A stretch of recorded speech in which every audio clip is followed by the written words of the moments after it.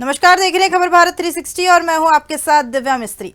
तो छत्तीसगढ़ की विष्णुदेव साय सरकार का पहला बजट 9 फरवरी यानी कि आज पेश हो चुका है। बता दें कि छत्तीसगढ़ के इतिहास में पहली बार डिजिटल बजट पेश हुआ है। इस बजट में कई प्रावधान पास किए गए। बजट में कई रणनीति पर भी चर्चा की गई। बजट के बाद सीएम साय ने भी प्रेस कॉन्फ्रेंस की, साथ ही साथ बजट पेश करने वाले वित्त मंत्री ने भी प्रेस कॉन्फ्रेंस की। बजट में कई अहम प्रस्तावों पर मुहर लगी है। ये बजट काफी खास रहा क्योंकि इस पे महिलाओं और साथ ही साथ कई लोगों पर फोकस किया गया है। बता दें कि ये बजट ब्रीफकेस पर छत्तीसगढ़ की लोक कला, लोक संस्कृति, युवा, महिला और किसान व आधुनिक के समावेश के उकेरा गया है। वहीं छत्तीसगढ़ के बजट को वित्त मंत्री ओपी चौधरी ने पेश किया। स्वच्छ भारत मिशन के तहत 400 करोड़ रुपए का नुकसान सामने आया। मनरेगा के लिए 2788 करोड़ का प्रावधान किया गया। पीएमजीएसवाई के तहत 94 करोड़ रुपए का भी प्रावधान किया। बता दें कि 78 करोड़ का प्रावधान 46 हॉस्टल भवन निर्माण के लिए किए गए हैं। राज्य की सिंचाई परियोजना के लिए भी 300 करोड़ का प्रावधान किया गया। छत्तीसगढ़ में इको पार्क की स्थापना के लिए 5 करोड़ रुपए के बजट का प्रावधान हुआ। बजट काफी खास रहा है। मनरेगा के लिए भी बड़े ऐलान वित्त मंत्री द्वारा किए गए। छत्तीसगढ़ में बड़ी सौगातें दी गई। बजट में ओपी चौधरी ने मनरेगा के लिए बड़ा ऐलान किया।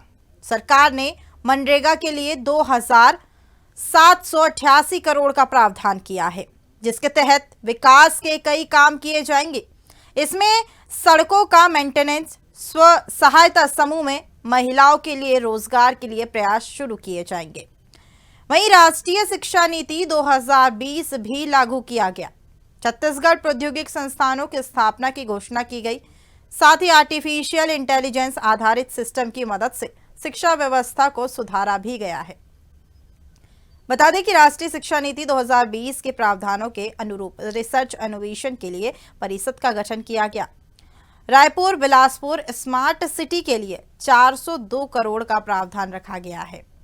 पर्यटन एवं संस्कृति मुख्यमंत्री जन पर्यटन योजना प्रारंभ की जाएगी। प्रदेश के 5 शक्तिपीठों के विकास के लिए भी 5 करोड़ का प्रावधान है। बता दें कि मुख्यमंत्री जन पर्यटन योजना के लिए 5 करोड़ रुपए का प्रावधान किया गया। वहीं हिंदी व संस्कृति छत्तीसगढ़ से गोंडी भाषा के ट्रांसलेशन के लिए भी सॉफ्टवेयर का निर्माण किया जाएगा। छत्तीसगढ़ में विशेष रूप से आज बजट पेश हुआ। बजट में कुछ अहम प्रस्तावों पर मुहर लगी। बता दें, तेंदूपत्ता संग्राहक परिवारों को चरण पादुका देने के लिए 35 करोड़ का प्रावधान पास हुआ है, जिसमें छत्तीसगढ़ पुलिस बल में भी 1090 पदों की वृद्धि की जाएगी। छत्तीसगढ़िया क्रीड़ा महोत्सव भी शुरुआत की जाएगी। इस योजना में 20 करोड़ का प्रावधान है।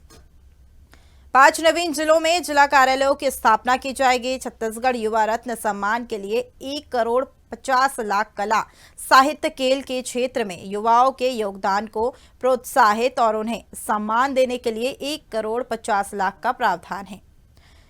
बता दें, ओपी चौधरी ने यूपीएससी की तैयारी कर रहे परीक्षार्थियों के लिए भी विशेष तौर पर एक खास सौगात दी। दिल्ली के द्वारिका में यूथ हॉस्टल में 65 बच्चों के सीटों को बढ़ाकर 200 बच्चों को तैयार कराने का प्रावधान है। 5 सालों तक निःशुल्क खाद्यान्न उपलब्ध कराएंगे। फोर्टिफाइड चावल के लिए 209 करोड़ का प्रावधान पास हुआ। शुद्ध पेयजल उपलब्ध कराने के लिए 5000 करोड़ से अधिक का प्रावधान है। इसी पर महिलाओं के लिए खास सौगात। महतारी वंदन योजना के अंतर्गत पात्र महिलाओं को 12,000 वार्षिक दिया जाएगा। ग्राम पंचायत स्तरीय महिला सदन में बनाने के लिए 50 करोड़ रुपए का प्रावधान है। छत्तीसगढ़ के वित्त मंत्री ने कहा है कि बजट 2024 में सिंचाई बांधों के लिए 72 करोड़ रुपए का प्रावधान, सिंचाई के लिए रुकबे के विस्तार के लिए 3000 करोड़ रुपए का प्रावधान है। 10 करोड़ से अधिक के 156 कार्यों के लिए भी प्रावधान रखे गए। केलों के परियोजना, नहर निर्माण के लिए भी 100 करोड़ के प्रावधान। बता दें कि राज्य जल केंद्र की स्थापना के लिए 1 करोड़ जारी किए गए। सिंचाई बांधों की सुरक्षा के लिए 72 करोड़ रुपए। तो वहीं अब स्वयं सहायता समूह के माध्यम से महिलाओं को रोजगार देने के लिए भी 561 करोड़ रुपए का प्रावधान पारित हुआ है। पंचायत एवं ग्रामीण विकास के अंतर्गत 70,549 करोड़ लगाए जाएंगे और 70% की वृद्धि होगी। ग्रामीण क्षेत्रों में रोजगार के लिए 2,887 करोड़ रुपए पास हुए। सड़कों के लिए 841 करोड़ का प्रावधान सामने आया। अमृतकाल की नींव का ये बजट काफी खास रहा है। यह बजट गरीब, युवा, अन्नदाता और नारी की समृद्धि के साथ ही पूंजीगत व्यय और बढ़ाकर अधोसंरचना विकास को भी प्रोत्साहित करने और राज्य के युवाओं के लिए रोजगार और आजीविका को बढ़ाने के देने वाला केंद्रित होगा। बता दें कि 5 सालों में जीडीपी को 5 लाख करोड़ से 10 लाख करोड़ तक पहुंचाने का 2 गुना लक्ष्य रखा गया था। इसके लिए 10 पिलर्स का निर्धारण किया गया। आर्थिक विकास का केंद्र बिंदु ज्ञान, नॉलेज। बता दें कि गरीब, युवा, अन्नदाता, महिलाओं के हित में कार्य करना और साथ ही गरीब किसान, युवा, महिला हमारे केंद्र में है। ओपी चौधरी ने कहा कि ऑनलाइन रॉयल्टी को हटाकर लाल फीताशाही ऑफलाइन तरीके को अपनाया गया है। हम ऑनलाइन माध्यम से सरकार के राजस्व में ऐतिहासिक वृद्धि करके दिखाएंगे। विभिन्न विभागों को तकनीकी समृद्धि के लिए 266 करोड़ का प्रावधान पारित हुआ। बता दें, पंजीगत व्यय में गत वर्ष की तुलना में 20% की वृद्धि देखी गई है, जिसमें 20% कैंपेक्स वृद्धि का लक्ष्य रखा है। प्राकृतिक संसाधनों के लाभ का भी समान वितरण आमजनों के हित में होगा। इको टूरिज्म के लिए भी रोड मैप तैयार किया जाएगा। बजट में कहा गया है कि सरकार की सारी क्षमताओं को अतिरिक्त सुनिश्चित होगा। निजी निवेश, पीपीपी मॉडल को भी बढ़ा दिया जाएगा। इसी के साथ नया रायपुर में भी आईटी हब विकसित किया जाएगा। कोरबा, रायगढ़, उरला, सिलतला जैसे क्षेत्रों में उद्योगों और आगे को भी बढ़ाया जाएगा। 9वां स्तंभ छत्तीसगढ़ की संस्कृति का विकास हमारा संकल्प है। बता दें कि 10वां क्रियान्वयन का महत्व हम प्रदेश की आर्थिक स्थिति को बढ़ाने के लिए सत्य कार्य करने और देश दुनिया में चल रहा है। बेस्ट प्रोटेक्ट को हम अपनाएंगे। छत्तीसगढ़ एडवाइजरी काउंसिलिंग का गठन भी किया जाएगा। इस बजट में मोदी जी ने जो भी बदलबो का नारा दिया था, यह नारा विकसितशील छत्तीसगढ़ को विकसित बनाने के लिए एक अहम है। आर्थिक सलाहकार परिषद का भी गठन किया जाएगा। बता दें कि मर्यादा पुरुषोत्तम श्री राम के राम राज से बड़ा सुशासन का मॉडल पूरी दुनिया में कहीं नहीं मिलता। तुलसीदास जी ने राम राज्य की अवधारणा समझाई है। राम राज्य की अवधारणा को आदर्श मानकर हम लगातार काम करेंगे। वहीं वित्त मंत्री ने कहा कि वर्ष 2030 तक सकल घरेलू उत्पाद के लक्ष्य को हासिल करने के लिए हमें पूंजीगत में पर्याप्त वृद्धि करनी होगी। हमारी जीडीपी में अभी भी सेवा क्षेत्रों का योगदान 31% है। इसे बढ़ाने की आवश्यकता है। आवासीय योजना के लिए दूसरे अनुपूरक में हमने 38,000 करोड़ का प्रावधान किया था। अब 8,369 करोड़ का प्रावधान कर रहे हैं। उन्होंने कहा कि कृषि उन्नति योजना के लिए 10,000 करोड़ का प्रावधान है। साथ ही नल जल योजना के लिए 4,500 करोड़ रुपए का प्रावधान। युवाओं के लिए छत्तीसगढ़ में एक उद्यम क्रांति योजना भी लाई जाएगी। उद्यम क्रांति योजना के तहत दीनदयाल उपाध्याय भूमि कृषि मजदूर योजना प्रारंभ करने के लिए भी 500 करोड़ रुपए का प्रावधान आएगा। युवाओं के लिए छत्तीसगढ़ उद्यम क्रांति योजना का इसी बजट में प्रावधान पास हुआ है। स्टेट कैपिटल योजना के लिए 5 करोड़ रुपए का प्रावधान है। शक्तिपीठ परियोजना के लिए 5,000 करोड़ रुपए का प्रावधान। श्री राम लला दर्शन योजना के लिए 35 करोड़ का प्रावधान। कुनकुरी में कृषि अनुसंधान केंद्र की स्थापना की जाएगी। कृषि बजट में 33% की वृद्धि हुई है।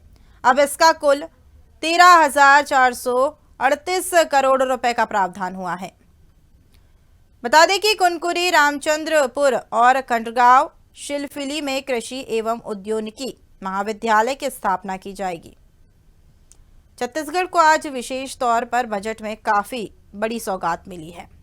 दुर्ग एवं सरगुजा जिले में कृषि यंत्री कार्यालयों की स्थापना की गई है। 14 विकासखंड में नवीन नर्सरी की स्थापना होगी और सिंचाई परियोजनाओं के लिए भी 300 करोड़ रुपए का प्रावधान।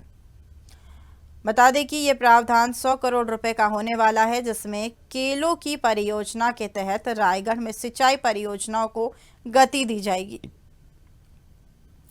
बता दें कि सिंचाई बांधों के लिए 72 करोड़ का प्रावधान पास हुआ। सिंचाई के लिए रुकबे के विस्तार के लिए 3000 करोड़ राशि स्वीकृत की गई है। 10 करोड़ से अधिक के 156 कार्यों के लिए भी प्रावधान रखे गए। राज्य जल केंद्र की स्थापना के लिए 1 करोड़ का प्रावधान पारित हुआ है। छत्तीसगढ़ में आज बजट पेश हुआ। बता दें कि वित्त मंत्री ने बजट पेश किया है। इस बजट में काफ़ी चीज़ों को लागू किया गया और छत्तीसगढ़ में विशेष तौर पर किसानों और महिलाओं पर फोकस किया गया है। बता दें कि ओपी चौधरी का ये डिजिटल बजट रहा है। ओपी चौधरी ने कहा है कि छत्तीसगढ़ लगातार डिजिटल की ओर बढ़ रहा है और आगे भी डिजिटली ही सारे काम भी किए जाएंगे और ज़्यादा से ज़्यादा विधानसभा में डिजिटल का उपयोग किया जाएगा। ओपी चौधरी ने सिंचाई बांधों की सुरक्षा के लिए 72 करोड़ रुपए का प्रावधान पास किया है। स्वयं सहायता समूह के माध्यम से महिलाओं को रोजगार देने के लिए भी एक पहल शुरू की। इसमें करीब 500 करोड़ रुपए का प्रावधान पास किया गया। बता दें कि पंचायत एवं ग्रामीण विकास के अंतर्गत 70,549 करोड़ का प्रावधान 70% वृद्धि के साथ होगा।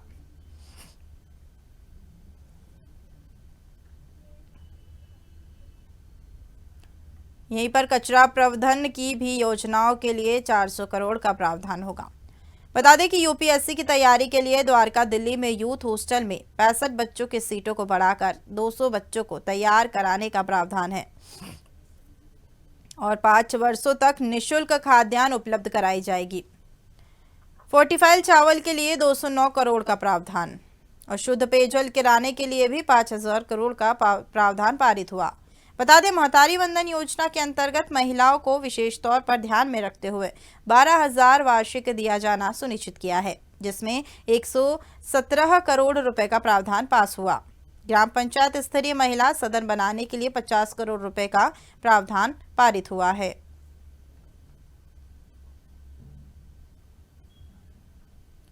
पांच नवीन जिलों में जिला कार्यालय की स्थापना की जाएगी और छत्तीसगढ़ युवा रत्न सम्मान के लिए 1 करोड़ 50 लाख।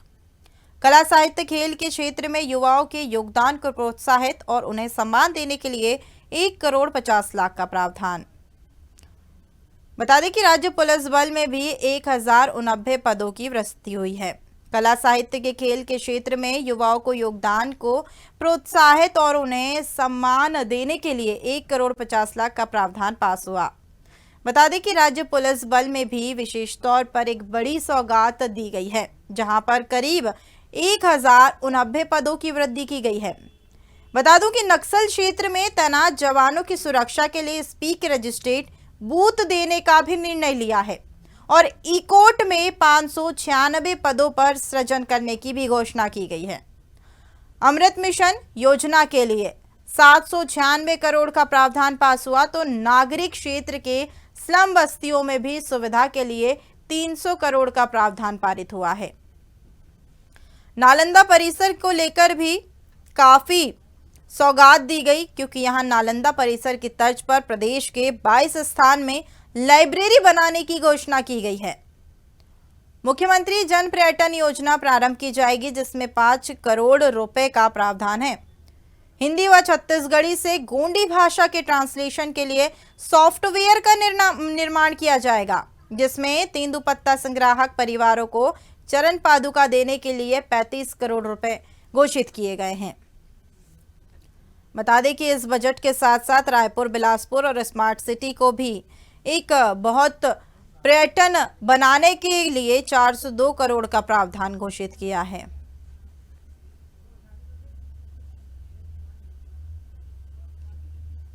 वहीं छत्तीसगढ़ से हमारे साथ बीजेपी प्रवक्ता के.एस. चौहान चर्चा के लिए जुड़ चुके हैं। के.एस. जी, मैं आपका बहुत बहुत स्वागत करती हूँ हमारे चैनल पर। के.एस. जी, आवाज सुन पा रहे हैं आप? जी बिल्कुल, आवाज आ रही है। बहुत बहुत स्वागत है हमारे चैनल पर आपका। धन्यवाद धन्यवाद धन्यवाद जी। आज जो छत्तीसगढ़ का बजट आया है, बजट में काफी मात्रा में महिलाओं, युवाओं और किसानों को फोकस पर रखकर बजट को पेश किया गया है। आपका क्या कहना है, इस बजट से क्या कुछ बदलाव है जो छत्तीसगढ़ में आने वाले समय में नजर आएंगे? देखिए मोहतरमा, जैसे कि भारतीय जनता पार्टी की विचारधारा है अंत्योदय तक पहुंचने की और न्याय पूर्वक वितरण करने की, और भारतीय जनता पार्टी की विचारधारा के अनुरूप ही ये बजट हुआ है, जो कि मोदी की गारंटी में भी दिखता है। और इसके लगभग 10 जो स्तंभ बिंदु है, उसमें केंद्र बिंदु जो है वो पहला जो है इकोनॉमिक ग्रोथ, जो सोशल रिफॉर्म हमारे को करना है, जो सोशल रिफॉर्म है वो इकोनॉमिक ग्रोथ के बगैर नहीं हो सकता है। और जो जो इकोनॉमिक डेवलपमेंट हमें करना है, वो डेवलपमेंट का आधार है ज्ञान। ज्ञान मैं सिर्फ नॉलेज के बेसिस पे नहीं बोल रहा हूँ, ज्ञान में बोल रहा हूँ GYAN। तो इसमें चारों वर्ग आता है, G फॉर गरीब, Y फॉर युवा, A फॉर अन्नदाता और N फॉर नारी।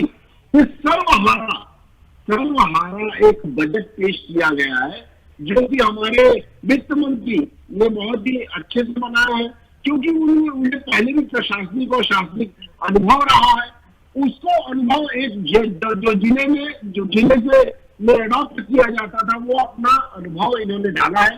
प्लस विचारधारा जो है, विचारधारा और सबसे कंसल्ट करके, और दूसरी बात सिर्फ ये पदाधिकारियों के और दूसरे जो ऑफिसर्स है उनके हिसाब से ही बजट नहीं है, सर्वे भी किया गया।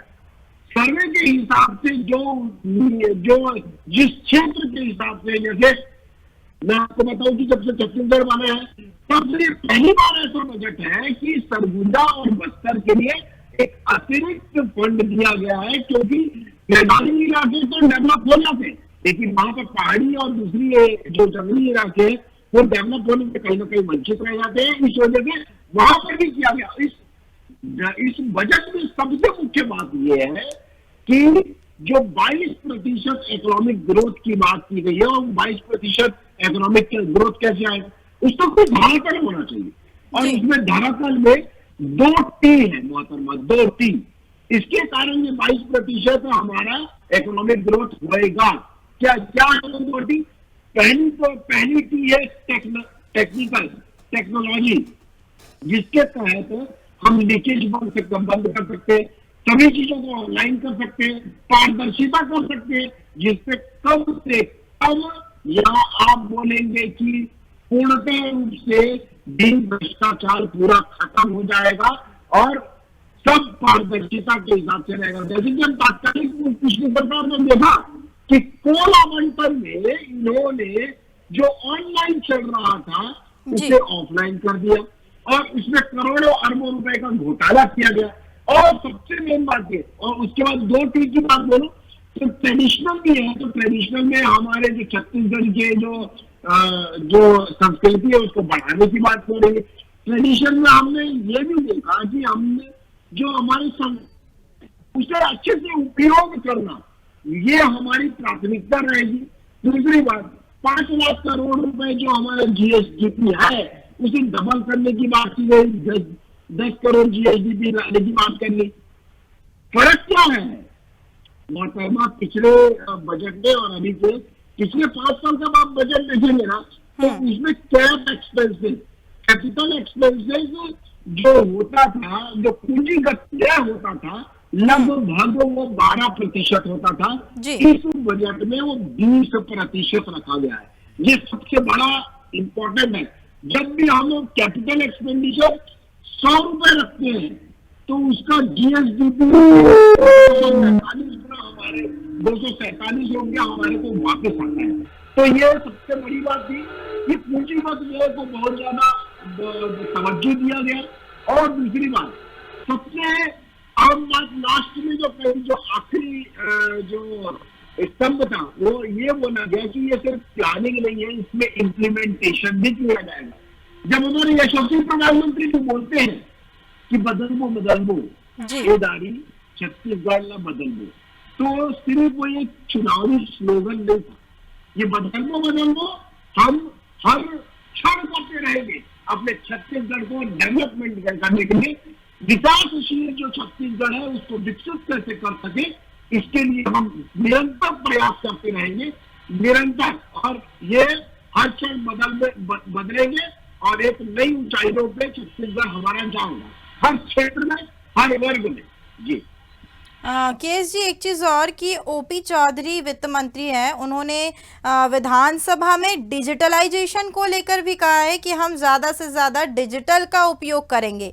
तो डिजिटल का उपयोग किस तरीके से किया जाएगा? जैसा कि आज एक डिजिटली बजट पेश हुआ है, तो आने वाले समय में किस तरीके से डिजिटलाइजेशन विधानसभा में नजर आएगी? मोहतरमा, किसी भी चीज का जो शुद्ध रूप होता है वो सूक्ष्म रूप होता है। तो हम, हमारे वित्त मंत्री जी ने बोला है कि जो डिजिटलाइज करेंगे, जो ऑफलाइन से ऑनलाइन करेंगे, उसमें जैसे हम पहले देखते थे कि पारदर्शिता नहीं होती थी, ऑनलाइन अब आजकल कॉन्ट्रैक्ट होते हैं। तो पहले तो कॉन्ट्रैक्ट हुआ करते थे, उसमें बहुत सारी भ्रष्टाचार और बहुत सारी मनमानियां और बहुत सारे फेरबदल बाद में किए जाते थे, लेकिन अब ये संभव नहीं है। और इसीलिए हमारे वित्त मंत्री जी ने बोला है कि जितना हो सके वो ऑनलाइन टेक्नोलॉजी के तहत और पूरा ये सिस्टम के तहत होगा, क्योंकि व्यक्ति से व्यवस्था नहीं होती है, व्यवस्था से व्यक्ति होता है। तो व्यवस्था ऐसी बनाई जाएगी कि जो पैसा छत्तीसगढ़ का पैसा है, छत्तीसगढ़ की जनता का पैसा है, वो उन्हीं को दिया जाए। तेरा तुझको अर्पण हो, ये बीजेपी की सोच है। तेरा मुझको अर्पण हो, ऐसा हम नहीं करने वाले। कि हमें बहुत दुख के साथ बोलना पड़ता है कि पूर्ववर्ती सरकार, जो 5 साल चली भूपेश सरकार, उसने ऐसा किया, लाखों और करोड़ों रुपए, अरबों रुपए के भ्रष्टाचार में लिप्त रही, जिसका परिणाम आया। और ये हम नहीं चाहते कि किसी भी प्रकार की कोतवाही, किसी भी प्रकार का ये सिस्टम डेवलप करना है। क्योंकि अगर आप सिस्टम डेवलप करते हैं, जैसे मान लीजिए कि आप एक डस्टबिन को वहां पर रखते हैं, तो अपने आप सभी लोग प्रेरित होते हैं कि कचरा डस्टबिन में डाला जाए। और यही सिस्टम है, सिस्टम के हिसाब से चलेंगे, कोई प्रॉब्लम नहीं है। और यही हमारा डेवलप करना लक्ष्य है। टेक्नोलॉजी और ट्रेडिशन, 2 टी हमने करा है, जिससे 2 एस आएगा। वो ये है, सोशल रिफॉर्म्स आएगा और सिक्योरिटी आएगी। तो ये दोनों चीजें बहुत ज्यादा जरूरी है। सिक्योरिंग होगा हमारा प्रदेश और सोशल रिफॉर्म की तरफ भी बढ़ेगा। तो ये इसी सोच के साथ हमारे वित्त मंत्री जी ने आज बजट पेश किया।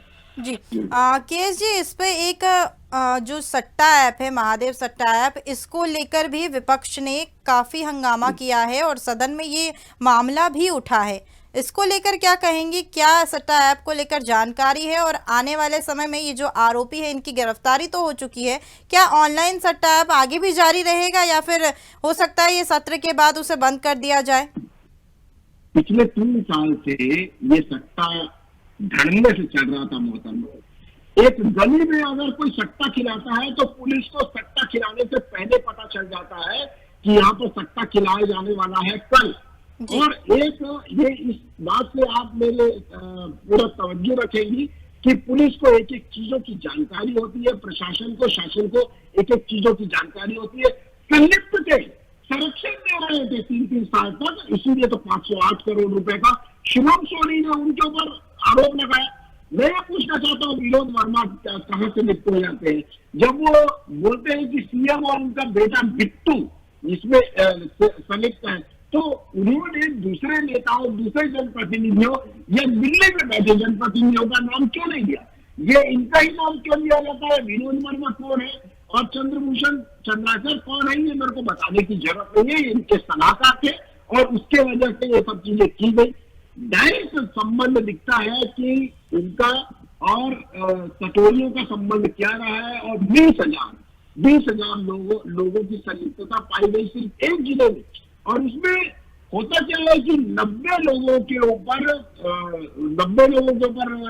बुलाया जाता है पुलिस स्टेशन और उनको सिर्फ और सिर्फ मुचलके में छोड़ दिया जाता है। 54 लोगों के ऊपर प्रकरण किया जाता है, 54 लोगों के ऊपर FIR की जाती है 20,000 लोगों में। और जो लोग बड़े बड़े लोग थे वो अभी भी खुले छूट रहे हैं। अगर आपने जांच समिति बनाई रहती तो वो राज्य सरकार के ऊपर ट्रांसफर होती और अभी तक गिरफ्तारी हो गई रहती, लेकिन आपने जांच समिति बनाई नहीं। इसीलिए पूरे ईडी जो प्रदेशक न्यायालय के ऊपर है, तो ये ईडी के ऊपर पूरा निर्भर करता है और चालान पेश कर रही है। एडवांस जो प्रक्रिया है वो वहां तक पहुंच चुकी है, ईडी चालान पेश कर रहे हैं। जैसे जैसे चालान पेश हो रहे हैं वैसे वैसे राज्य सरकार अपनी प्रक्रिया चालू कर रही है, गिरफ्तारियों की प्रक्रिया चालू कर रही है। 5 नवंबर 2023 मोहतरमा, 5 नवंबर 2023 तक अभी तक न मुख्यमंत्री न ही उनके कोई अधिकारी न जिम्मेदारी कोई अफसर ने केंद्र को कोई भी सूचना या कोई भी लेटर या कोई भी जानकारी नहीं दी कि ये सत्य के, या कोई प्रार्थना पत्र नहीं दिया कि आप ये बंद करवाएं। लेकिन 5 नवंबर को लगभग 25 ऐप बंद कर दिए जाते हैं केंद्र सरकार के द्वारा। और उसके बाद मैं ये पूछना चाहता हूं कि 33,000 का जो इनाम रखा जाता है और वारंट इश्यू कर दिया जाता है रवि उपल और सौरभ चंद्राकर के द्वारा, ये 3 दिसंबर से पहले क्यों नहीं होता? ये इसका मतलब ये है कि संरक्षण दिया गया था और अब भारतीय जनता पार्टी सरकार, जैसे कि हमारे घोषणा पत्र में भी लिखा हुआ है कि किसी भी अपराधियों को बख्शा नहीं जाएगा और जो भी ये संलिप्त होगा उनको कड़ी से कड़ी सजा दी जाएगी। जैसे हमारे गृह मंत्री ने भी कल सदन में बोला कि मछली ही नहीं मगर मच्छों को भी बख्शा नहीं जाएगा। जी केएस जी, धान खरीदी को लेकर भी काफी छत्तीसगढ़ में चहल पहल देखने को मिली। सबका कहना था कि धान खरीदी सबसे ज्यादा इस साल हुई है, लेकिन विपक्ष ने यह मुद्दा उठाया है कि बीजेपी की सरकार अभी बनी है, पहला बजट होने वाला है, इसके पहले धान में कई तरह के घोटाले सामने आए हैं। हास्यास्पद है मोहतरमा, हास्यास्पद। ये बहुत ही हास्यास्पद है। पिछली बार जो 2022 का जो धान खरीदी की गई थी जी, वो उन्होंने लक्ष्य रखा था 125 लाख मैट्रिक टन का। 107 लाख मैट्रिक टन ये लोग खरीदते हैं, ठीक है। अब उसके बाद आप लोग बोलते हैं कि धान कम खरीदा गया है, तो मैं ये बता दूं कि इस बार जो धान खरीदा गया है 144 लाख मैट्रिक टन, अभी तक आज तक रिकॉर्ड ये खरीदी थी। इसके पहले अभी तक इतनी रिकॉर्ड खरीदी नहीं हुई। 21 क्विंटल पर एकड़ के हिसाब से हम लोग धान खरीदी कर रहे हैं। 3100 रेट के हिसाब से खरीदी कर रहे हैं। भुगतान अभी भले हमारा 2183 के हिसाब से हो रहा है, लेकिन जल्द ही इसका भुगतान जो बकाया राशि है उसका भुगतान इस बजट के बाद कर दिया जाएगा। जी, लेकिन विपक्ष की ओर से ये सवाल किए जा रहे हैं कि भले ही कहा जा रहा है कि धान की खरीदी इस वर्ष सबसे ज्यादा हुई हो, लेकिन ये भी कहा जा रहा है कि इसमें काफी मात्रा में घोटाला किया गया है। घोटाले भी देखने को मिल रहे हैं। किस चीज का घोटाला किया गया है मेरे को ये बताए। एक भी प्रकरण कहीं भी एसडीएम के पास या पुलिस कोतवाली में या पुलिस स्टेशन में एक भी प्रकरण अगर दर्ज हो, अगर एक भी शिकायत भी दर्ज हो, तो भी वो बताएं। बोलने से पहले, वक्तव्य देने से पहले इंसान को सोचना चाहिए कि वो किस हिसाब से बोल रहा है। कुछ भी घोटाले वाले अब बोलेंगे कि घोटाला हो रहा है, इसका कोई आधार होना चाहिए। बिना आधार के आप कुछ नहीं बोल सकते। आप आधार लाइए, आप कुछ भी बोल देंगे। आपको दिख रहा है चुनाव, लेकिन चुनाव के हिसाब से आप वक्तव्य देंगे तो ऐसा नहीं होता है।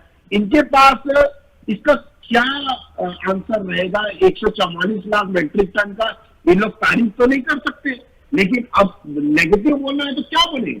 इनके बड़े नेता भी नेगेटिव बोलते हैं और ये भी नेगेटिव बोलते हैं।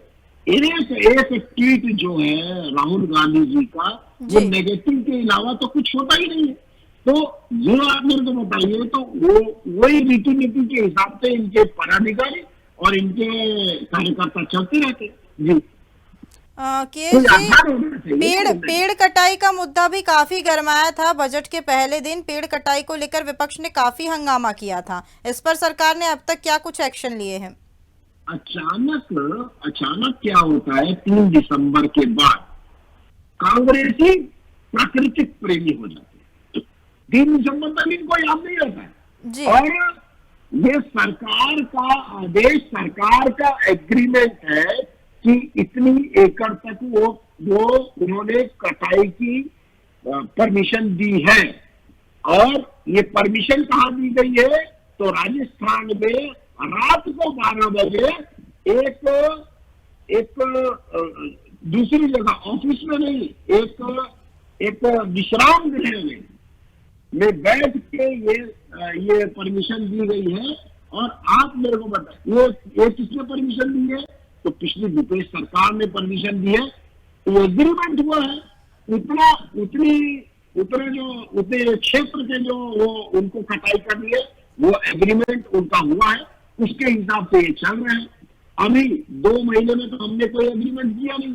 ये जो भी एग्रीमेंट और जो भी आदेश था वो पूर्ववर्ती सरकार ने दिया था, जिसका जो अभी विरोध करने के हिसाब से इनके पास कुछ है नहीं, तो इसका ही विरोध कर रहे हैं लोग। पहले आप कहाँ गए थे?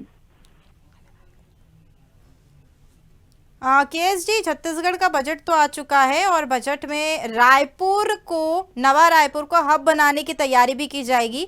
तो लोगों के लिए क्या कुछ सौगात है जो रायपुर में जल्दी शुरू होने वाली है और कब तक ये हब कंप्लीट हो जाएगा? बहुत सिर्फ रायपुर का ही नहीं, दुर्ग भिलाई को भी और दूसरे अंचलों को भी बहुत ज्यादा सौगातें दी गई है।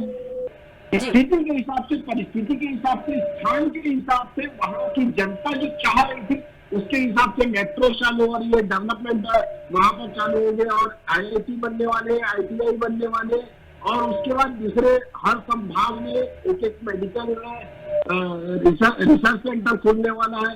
तो ये सभी चीजें, इंफ्रास्ट्रक्चर जो है वो देख के जहां जहां उपलब्धता होगी, जहां जहां होने वाला है वो वहां पर सभी चीजें होगी। और नया रायपुर जो है वो एक नए ऊंचाइयों को छुएगा, ऐसा हमारा मानना है। केएस जी, आप हमारे साथ बने रहिए, हम संवाददाता से भी जान लेते हैं, कुछ जानकारियां ले लेते हैं। तो हमारे साथ स्टेट हेड सचिन जुड़ चुके हैं। सचिन जी, आज छत्तीसगढ़ का बजट पेश हुआ है, हमारे साथ बीजेपी प्रवक्ता मौजूद है। उन्होंने बताया कि ये जो बजट आया है ये ऐतिहासिक साबित हुआ है छत्तीसगढ़ के लिए। आप क्या कहेंगे?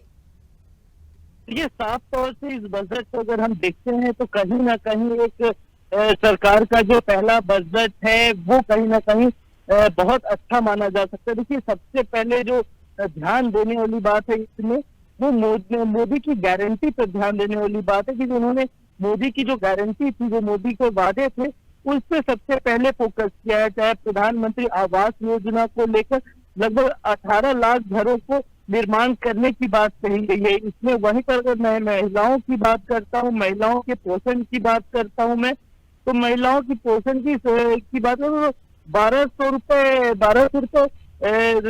महिलाओं को देने की बात कही जा रही है महतारी वंदना योजना के तहत। इसके साथ ही अगर मैं कृषि की बात करता हूँ तो 10,000 करोड़ रुपए इसमें निकाले गए हैं और 24.72 लाख से अधिक किसानों को लाभ पहुंचाने की बात कही गई है। तो कि किसानों के ग्रामीण घरों में नल जल योजना को भी लेकर इसमें बात कही गई है और 4,500 करोड़ रुपए का कहते उसको किस तरीके से पूरा करने के लिए अलग से बिल लाया गया है। तो ये साफ देखने को मिलेगा कि इस बिल का जो बजट है उसको सामान्य रूप से रखा गया है कि हर आदमी तक इसका लाभ पहुंच सके, चाहे जो कृषि करते हैं उनको हो या फिर जिनके पास खुद का घर या जमीन नहीं है किसानों के पास, उनकी बात हो। और देखिए, सबसे बड़ी बात है IT सेक्टर की, जो नया रायपुर में बात की जा रही थी, नया रायपुर को हब बनाने की बात कही जा रही थी शुरू से।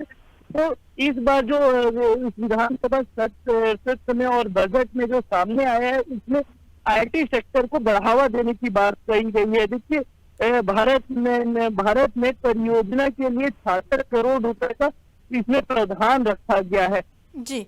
तो साफ तौर से इसको अगर देखे जाए तो इस बजट को बहुत सोच समझ के रखा गया है कि लोगों को कैसे इससे फायदा होगा। तो इसको देखिए, एक बात और मैं कहना चाहूंगा, इस बजट में खासकर इन चीजों पे फोकस किया गया है। देखिए, लोकसभा चुनाव सर पर है, तो एक चुनावी बजट के रूप में भी इसको देखा जा सकता है, क्योंकि देखिए विधानसभा चुनाव में तो घोषणाएं बहुत सारी हो गई, नरेंद्र मोदी की गारंटी पे घोषणाएं हो गई, मगर उस गारंटी को कैसे फुलफिल किया जाए, कैसे काम किया जाए, उसको लेकर जो बजट सामने आया, तो उसमें कहीं ना कहीं ये नजर सामने आ रहा है। देखिए, जो आईटी हब की मैं बात कर रहा हूँ, 266 करोड़ रुपए का प्रावधान उसमें रखा गया है। भारत नेट परियोजना के लिए 66 करोड़ रुपए का प्रावधान रखा गया है।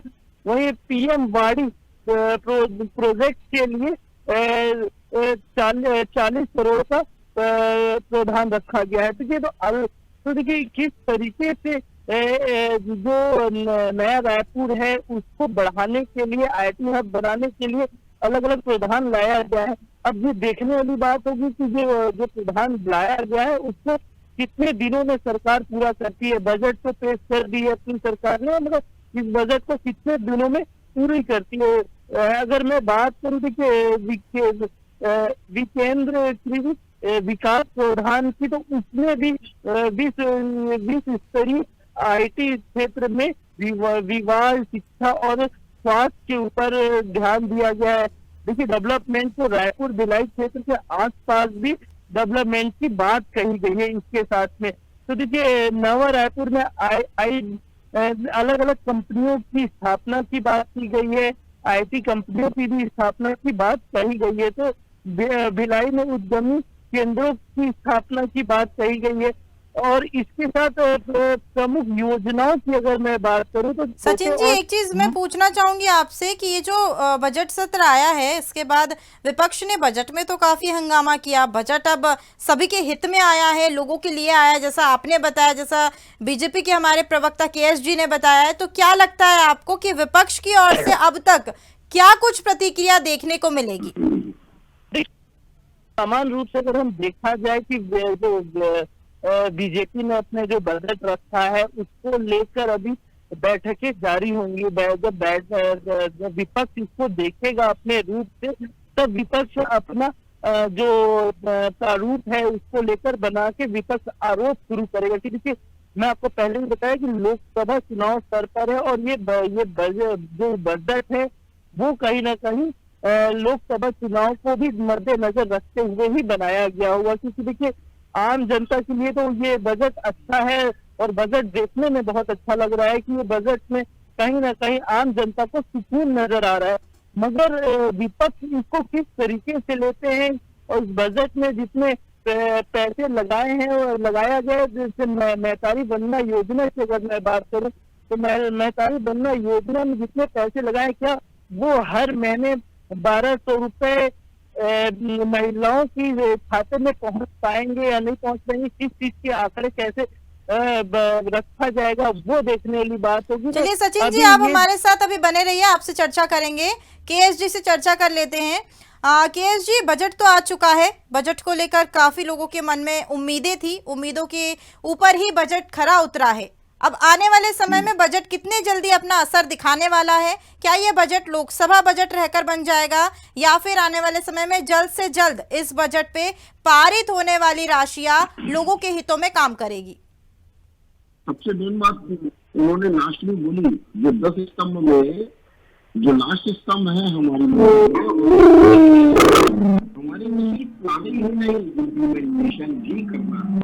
जैसे नियत जो होती है, नीति भले थोड़ा 19-20 हो, लेकिन अगर नियत आपकी सही है तो आप उन नीतियों को इम्प्लीमेंटेशन करते हैं, तो नियत इसमें होनी चाहिए। और नियत हमारी भारतीय जनता पार्टी की साफ साफ दिखाई दे रही है। जैसे कि हम पिछले 10 सालों से हम केंद्र में काम कर रहे हैं, यहाँ पर भी हमने 15 साल यहाँ पर काम किया है छत्तीसगढ़ में भी, और 5 साल की सरकार ने, सरकार की सरकार ने कंपैरिजन जब किया, जब जनता ने, उसके बाद उनको परिणाम दिख गया और उन्होंने बोला कि नहीं, भारतीय जनता पार्टी ही हमारे लिए यहाँ पर विकास के नए द्वार, विकास के जो गाथा है लिख सकती है। जी चलिए, हमारे साथ जुड़ने के लिए बहुत बहुत शुक्रिया केएस जी। धन्यवाद। जी। सचिन जी, महतारी वंदन योजना को लेकर आप कुछ कह रहे थे। महतारी वंदन योजना महिलाओं के लिए है, कब से शुरू होगी ये योजना और महिलाओं को इससे क्या कुछ लाभ पहुंचेगा? जी सचिन जी।